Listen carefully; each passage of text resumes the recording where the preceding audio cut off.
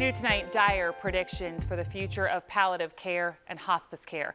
There's a rapidly growing need for nurses and healthcare workers in those areas, including home health care and nursing home workers. Educators and facilitators in those areas are working to prevent a crisis that's expected to peak in less than a decade. Webb Wright spoke to healthcare experts about the obstacles to getting those jobs filled. Webb? Well, according to the Bureau of Labor Statistics, by 2033, the number of new projected jobs in this area of healthcare is expected to be more than 820,000. That's with a median starting salary of under $35,000. Recruiters and workers are scrambling to fill the void sooner rather than later.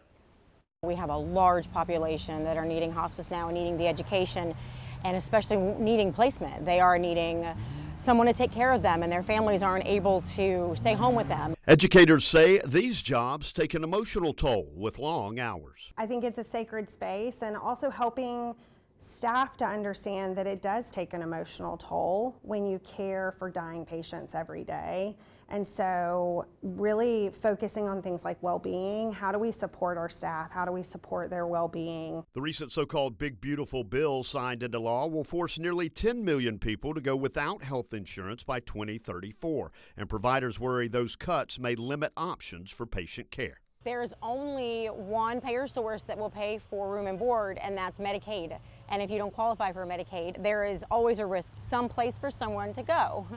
And you can think you're doing really well and have a lot of money, and an extra $5,000, $7,000 a month is just not in your budget. At the same time, the recent crackdown on immigrants creates more worries in an area where 1 in 4 employees are foreign-born. Caregivers, hands-on, the ones that are changing pull-ups, emptying out pee and feces and all of these things that some people just don't want to do. And if they are going on to higher education and doing those things, who is going to do the jobs that need to be done? In the end, the key to quell concern is making sure this type of medical care is presented as an option for future healthcare workers. When you're looking at wanting to retain those people to care for people in South Carolina, that's a huge role of the colleges of nursing across the state, is to get those students involved, get them to stay here and provide that level of care. That's what's going to combat a staffing issue. We are all going to die, and if we are lucky, we will die with dignity, making our own decisions and be able to have hospice care.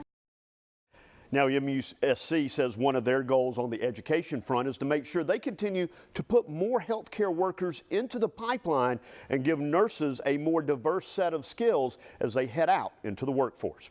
Working for you, Webb Wright, News 4.